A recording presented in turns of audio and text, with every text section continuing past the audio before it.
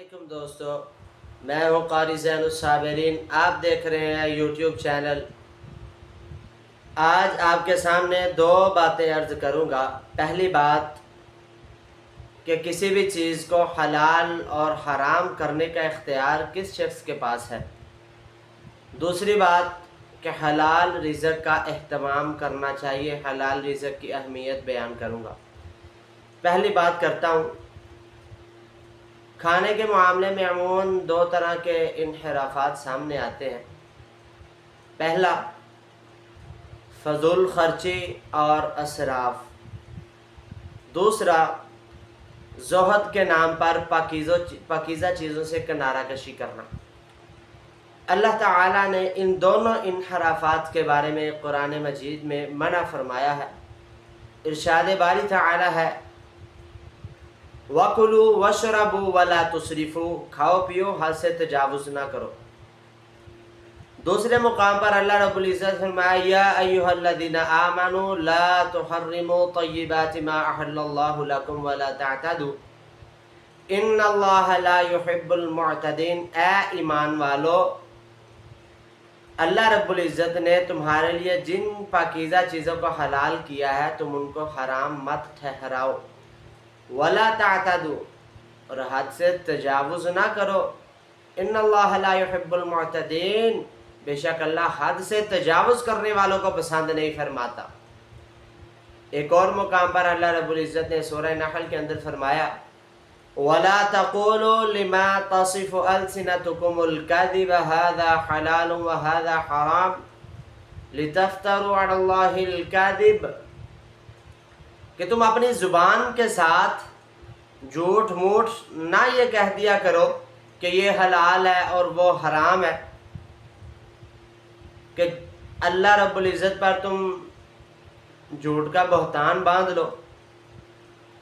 اب عموماً کچھ بزرگوں کے بارے میں آتا ہے کہ انہوں نے ساری زندگی صرف ستو ہی پیے، اور کچھ کے بارے میں آتا ہے کہ انہوں نے بیک وقت دو قسم کے کھانے نہیں کھائے، اور کسی کے بارے میں آتا ہے کہ انہوں نے گوشت روٹی ہمیشہ نہیں کھایا اس لیے کہ ان کو جانوروں پر دیا آتی تھی۔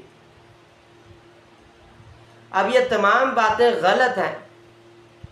اللہ رب العزت نے جن نعمتوں کو ہمارے لیے حلال کیا ہے ان سے لطف اندوز ہونے میں کوئی رکاوٹ نہیں۔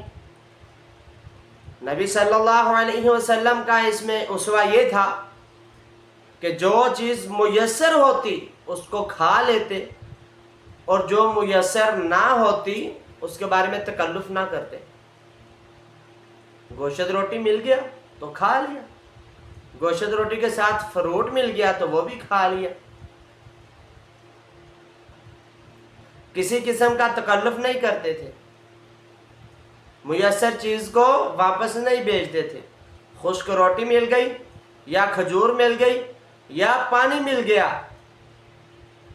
کھا کر اللہ کا شکر ادا کرتے، الحمدللہ کہتے۔ تو میں اب دوسری چیز آپ کے سامنے بیان کروں گا کہ حلال رزق کا اہتمام کرنا چاہیے۔ سب سے پہلے ہمیں اس حکم کو یاد رکھنا چاہیے کہ ہمیں کھانے میں حلال اور پاکیزہ چیزوں کا اہتمام کرنا چاہیے۔ اللہ تعالیٰ فرماتے ہیں، یا ایھا الناس کلوا مما فی الارض حلالا طیبا، اے ایمان والو زمین میں جتنی بھی پاکیزہ چیزیں ہیں، حلال چیزیں ہیں، ان کو کھاؤ۔ حضرت ابو ہریرہ رضی اللہ تعالی عنہ فرماتے ہیں، رسول اللہ صلی اللہ علیہ وسلم نے فرمایا، یا ایھا الناس ان اللہ تعالی طیب لا یقبل الا طیبا، اے لوگو، اللہ تعالیٰ پاکیزہ ہے اور پاکیزہ کو ہی قبول فرماتا ہے۔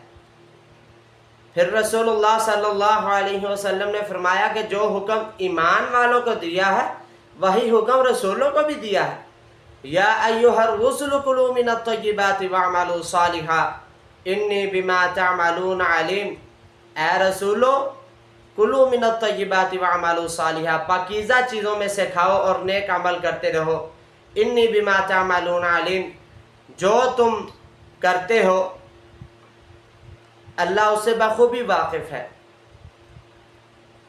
پھر نبی علیہ الصلاۃ والسلام نے فرمایا یا ایھا الذین آمنوا کلوا من طیبات ما رزقناکم، کہ اللہ رب العزت نے ایمان والوں کو حکم دیا اے ایمان والو کھاؤ پاکیزہ چیزوں میں سے جو ہم نے رزق تم کو دیا ہے۔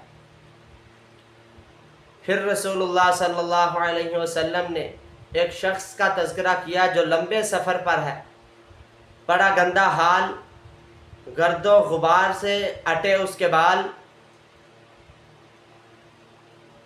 لمبے سفر کرتا ہے، گرد و غبار سے اٹا ہوا ہے، بڑا گندا حال ہے، ہاتھ پھیلا لیتا ہے آسمان کی طرف اور کہتا ہے اے میرے رب، اے میرے رب۔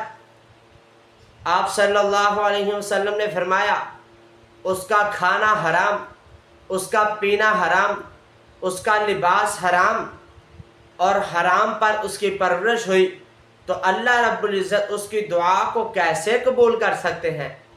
تو اس حدیث سے پتہ چلتا ہے کہ جو بندہ حلال اور پاکیزہ رزق کا اہتمام کرتا ہے اللہ رب العزت اس کی دعا کو قبول کرتے ہیں، اور جو بندہ حرام چیزوں کو اختیار کرتا ہے اللہ اس کی دعا کو رد کر دیتے ہیں۔ کتنی ہی عمدہ دعا ہے، اللہم اکفنی بحلالک عن حرامک واغننی بفضلک عمن سواک، اے اللہ ہمیں اپنے حرام سے بچا کر اپنا حلال ہمارے لیے کافی کر دے، اپنے فضل کے ذریعے اپنے سوا سب سے بے نیاز کر دے۔ کتنی عمدہ دعا ہے، اس دعا کو اختیار کرنا چاہیے، مستقل مزاجی کے ساتھ اس دعا کو پڑھنا چاہیے۔ بات یاد رکھیں کہ عیش و عشرت دنیا کی زندگی آخرت کی زندگی کے مقابلے میں کوئی حقیقت نہیں رکھتی۔ ہمیں حرام کمائی کے ذرائع سے بچنا چاہیے۔ کس طرح بچیں گے؟ جب ہم حرام کمائی کے ذرائع سے واقف ہوں گے۔ کیوں؟ دنیا کی عیش و عشرت کی زندگی میں مشغول ہو کر ہم آخرت کی زندگی کو بھول جاتے ہیں جس کی کوئی حقیقت نہیں۔